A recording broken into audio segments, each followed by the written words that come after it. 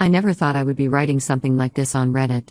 Life has a way of throwing unexpected situations at you that make you question everything you thought you knew about people. This is a really messed up situation and I need advice on how to handle it. I'm 28F and my sister Melanie 26F has been married to Mitch 56M for 2 years now. They started dating when she was 22. I know what everyone is thinking, the age gap is insane. Trust me, our whole family freaked out when they first started dating. Our parents tried to talk her out of it, and I spent months trying to figure out if he was manipulating her. But you have to understand Melanie's background to get why we eventually accepted it. Melanie had a really rough childhood.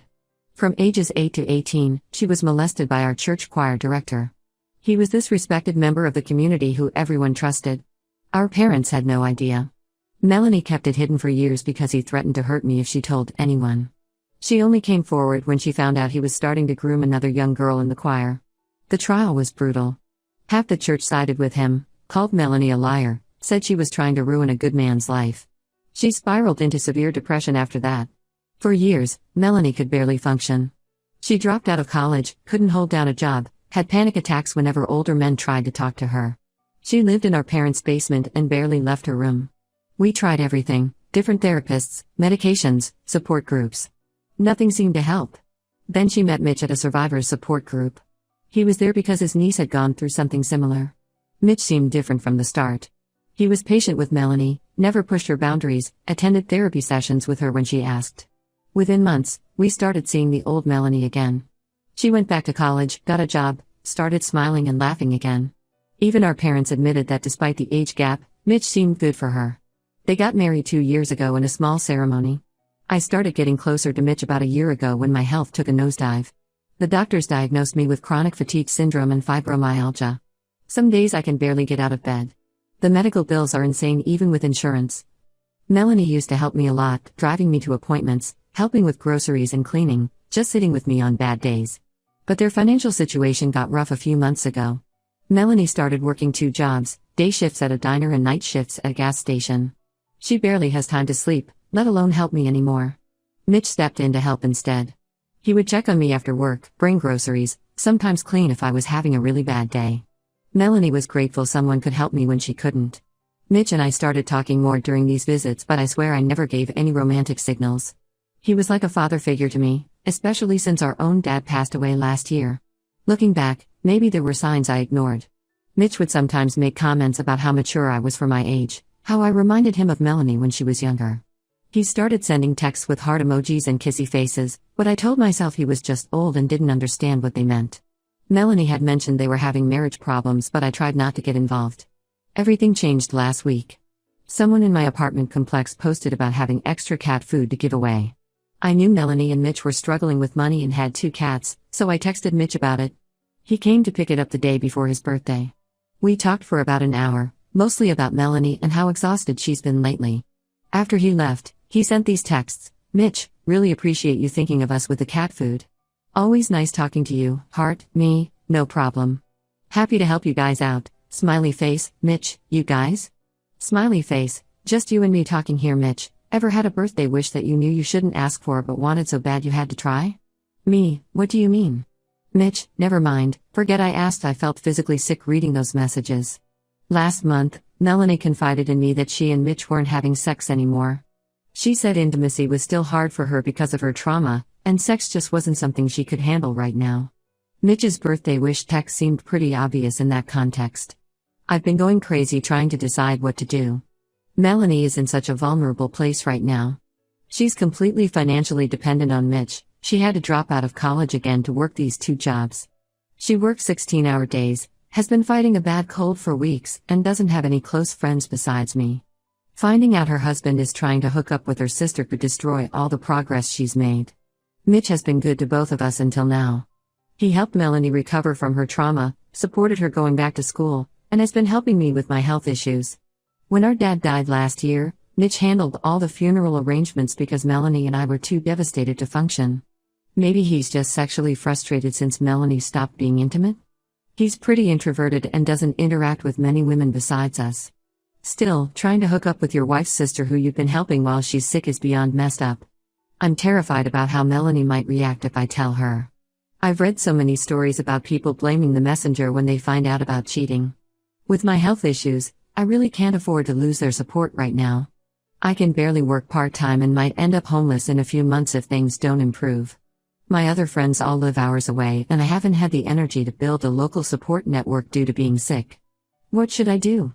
Tell Melanie and potentially blow up her marriage and support system? Confront Mitch directly? Or just try to distance myself while maintaining the relationship? I feel sick every time I think about those texts. Melanie finally seemed happy and stable, and now I'm holding information that could ruin everything she's built. I can't eat or sleep properly knowing what Mitch did, but I'm also terrified of making the wrong choice and hurting my sister even more. Update 1 first, I want to thank everyone who commented on my original post. I read every comment and spent days thinking about what to do. Most people suggested confronting Mitch first before telling Melanie, saying it would give me a chance to gauge his reaction and maybe get proof of his intentions. That turned out to be the biggest mistake I could have made. I texted Mitch last Wednesday asking if we could talk somewhere public. He suggested meeting at this coffee shop downtown where Melanie used to work, which felt weird but I agreed. I got there early and picked a table near the front where other people could see us. I was so nervous I could barely hold my coffee cup without shaking. Mitch showed up looking completely normal, like he hadn't just tried to hit on his wife's sister 2 weeks ago. He even brought me a muffin, saying he remembered they were my favorite when Melanie worked there. I felt sick watching him act all caring and fatherly while knowing what he'd done. I pulled out my phone and showed him screenshots of his texts. I told him they made me uncomfortable and asked what he meant by that birthday wish comment. His reaction was not what I expected at all. Mitch started crying. Not just a few tears, but full-on sobbing in the middle of the coffee shop. People were staring at us.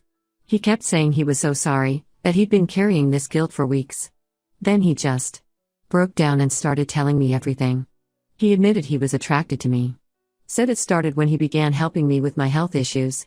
He saw how strong I was dealing with my illness, how mature I was compared to Melanie.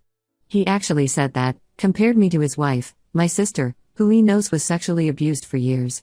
It made me want to throw up. But then he dropped this bomb that changed everything. He claimed Melanie had suggested bringing another woman into their marriage a few months ago. According to him, she felt guilty about not wanting sex anymore and thought this might be a solution. He said she specifically mentioned maybe asking me since I was already close to them both and understood Melanie's trauma background. I just sat there stunned. This made no sense. Melanie can barely handle being intimate with her husband due to her trauma. She'd never suggest something like this. When I finally found my voice, I told Mitch this was completely inappropriate regardless of whether Melanie suggested it or not. He kept apologizing and begging me not to tell Melanie, saying he'd realized how wrong it was and would never do it again. The whole time he was talking, I kept thinking about how convincing he sounded. If I didn't know Melanie so well, I might have actually believed him. He had this way of making it sound logical, like he was the victim of circumstances. It was terrifying to realize how skilled he was at manipulation. I left the coffee shop feeling worse than before. My head was spinning trying to make sense of everything. Before I could even decide what to do next, my phone started blowing up with texts from Melanie. Mitch had called her right after our meeting and completely twisted everything around. According to him, I had been flirting with him for months. He told her I made suggestive comments while he was helping me, that I dressed inappropriately when he came over, that I engineered the whole coffee shop meeting to make a move on him. He claimed he only went to protect Melanie's feelings and get me to stop pursuing him. Melanie was hysterical on the phone. She kept asking how I could do this to her, how I could try to steal her husband when I knew about her past trauma. I tried to explain my side but she wouldn't listen. I even tried to show her the text screenshots but Mitch had already poisoned her mind against them. He convinced her I had manipulated the conversation to make him look bad. The worst part was listening to her cry and not being able to help. She said she needed space from me, that she couldn't trust me anymore. My own sister, who I've protected and supported through everything, now thinks I tried to seduce her husband. Mitch managed to turn this whole thing around and make me look like the villain. My health has gotten significantly worse from all this stress. I had to quit my part-time data entry job because I couldn't focus or stop shaking. The fatigue is so bad now I can barely leave my bed. My parents know something is wrong but I haven't told them everything. They can see how sick I am though. When I finally broke down and told them what happened, they said I should have just ignored the texts and kept the peace. My mom actually said sometimes older men say inappropriate things and we just have to learn to brush it off. They're more worried about Melanie's stability than anything else. Maybe they're right. Maybe I should have just pretended everything was normal and kept my mouth shut. But every time I think about staying quiet, I remember how Mitch cried in that coffee shop. How easily he spun that story about Melanie wanting a threesome. How quickly he turned everything around on me when he realized I wasn't falling for it. What else is he capable of? What else has he done that Melanie doesn't know about? I've lost my sister, my support system, and my part-time job all because I tried to do the right thing. Now I'm stuck in this horrible situation where I know the truth but can't prove it. Melanie won't talk to me, Mitch has turned everyone against me, and my health is worse than ever. I don't know how to fix any of this. Update: 2 things have gotten so much worse than I could have imagined. Melanie finally discovered the truth about Mitch, but not in the way I expected or hoped. She called me at 3 a.m. last Sunday, sobbing so hard I could barely understand her. She had found everything, not just messages to me, but to multiple other young women. The truth is so much uglier than any of us realized. It started when Mitch left his phone unlocked while showering. He'd been acting strange lately, protective of his phone, staying up late texting, getting defensive if Melanie asked who he was talking to. She said something just felt off, so she looked through his messages. What she found destroyed her. There were 3 other women besides me, all in their early to mid-20s. 2 of them, Emma and Rachel, were abuse survivors he met through various support groups. The third, Jessica, was a nursing student at the local hospital where he volunteers. All of them reminded him of Melanie when she was younger, vulnerable, dealing with trauma or stress, needing help and support. The messages went back over a year. He started pursuing these women just months after their wedding. He used the same tactics with all of them. First, he'd offer help with something, driving Emma to therapy appointments, helping Rachel move apartments, giving Jessica rides home when she worked late. Then came the texts with heart emojis, the comments about how mature they were, the suggestive messages about birthday wishes or special occasions. It was like reading my own story played out 3 more times. Melanie found messages where Mitch complained about her to these women. He told them she was mentally unstable, frigid, unable to meet his needs. He even shared details about her abuse history, using her trauma to gain sympathy from other survivors. The manipulation was calculated and cruel. The worst revelation? That story about Melanie suggesting bringing another woman into their marriage was completely fabricated. When Melanie read those messages between Mitch and me about the supposed threesome suggestion, she was confused at first. Then she got angry. She said she would never suggest something like that. She still struggles with intimacy due to her trauma and can barely handle being touched some days. Mitch completely made that up to manipulate me and make Melanie doubt herself if I ever told her about his advances. Melanie moved back in with our parents. She's completely broken, barely eating, not sleeping, blaming herself for not seeing the signs earlier. She keeps saying she should have believed me 3 months ago, that maybe she could have caught him sooner if she had. I try to tell her none of this is her fault, but the guilt is eating her alive. Mitch's reaction to being caught was terrifying. He showed up at our parents' house at 5 a.m. that Sunday, pounding on the door, demanding to talk to Melanie. When our mom threatened to call the police, he switched tactics. Started crying, saying Melanie was having another mental breakdown, that she was imagining things and needed help. He even tried to convince our parents that Melanie's trauma was making her paranoid and she needed to come home with him where he could take care of her. Thankfully, our parents didn't fall for it this time. They've seen all the messages now. Mom finally admitted that she should have listened to her initial instincts about the age gap, about how quickly he swooped in to help Melanie when she was at her most vulnerable. Dad hasn't said much, but he stands guard by the front door every night now, waiting to see if Mitch shows up again. I feel guilty for not pushing harder to make Melanie believe me 3 months ago. Maybe I could have prevented some of this pain. But Mitch is such a skilled manipulator, he had everyone fooled for years. He knew exactly how to use Melanie's trauma against her, how to isolate her from support, how to make her dependent on him.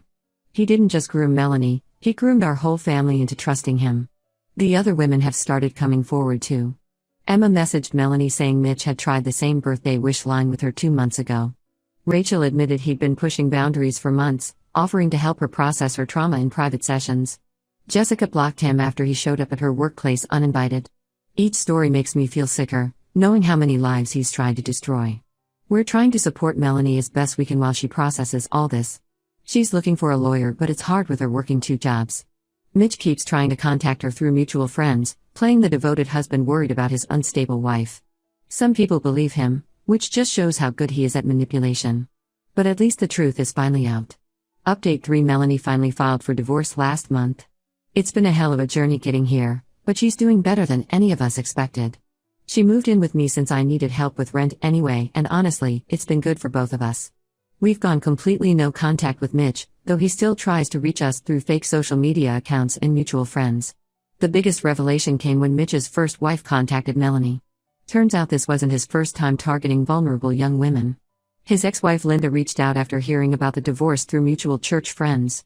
She left him 20 years ago for similar reasons. He had a pattern of pursuing much younger women with trauma backgrounds because they were easier to manipulate. Linda was only 24 when she married him, also after experiencing trauma. He used the same tactics back then, being the supportive older man who understood their pain, then slowly pushing boundaries until they were trapped. Linda shared court documents from their divorce that showed a pattern of emotional manipulation and inappropriate relationships with young women from their church's youth group. The church actually asked him to leave, but kept it quiet to avoid scandal. That's why he started volunteering at hospitals and attending support groups. He needed new hunting grounds after the church cut him off. Mitch still plays the victim to anyone who will listen. He tells people Melanie had a mental breakdown and abandoned him, that I poisoned her against him out of jealousy. He even started a GoFundMe claiming he needs help with legal fees to save his wife from her toxic family. Some people actually donated before we reported it and got it taken down. Some family members still believe him, especially our aunt who thinks Melanie is throwing away a good marriage over a few inappropriate texts. But most people see through him now, especially after Emma and Rachel came forward with their stories. The support group he attended banned him and warned other local groups about him. Melanie is focusing on healing and working towards independence. She quit the gas station job and found better paying work as a virtual assistant. She's back in therapy, this time with a counselor who specializes in helping people who've been manipulated by partners. The therapist helped her see how Mitch deliberately targeted her because of her trauma background. My health is slowly improving too. Having Melanie here helps. We take turns with household tasks depending on my energy levels. She handles the physical stuff on my bad days. I help with her online work when she's exhausted. We're rebuilding our relationship and working through the guilt and pain together. The hardest part for Melanie was accepting that she didn't miss Mitch, she missed who she thought he was. The man she married never existed. He was just a carefully crafted persona designed to prey on vulnerable women. Realizing that helped her stop blaming herself for not seeing the signs sooner. Sometimes the worst situations show you who people really are and who truly has your back. Melanie and I are closer than ever now. We've learned to trust our instincts and support each other. She keeps apologizing for not believing me initially, but I understand why she couldn't. Mitch spent years conditioning her to doubt herself and trust only him. We still have rough days. Melanie sometimes wakes up crying from nightmares, and my health issues aren't going away. But we're handling it together, and that's more than either of us had 6 months ago. Mitch took advantage of both our vulnerabilities, but he underestimated how strong we could be together.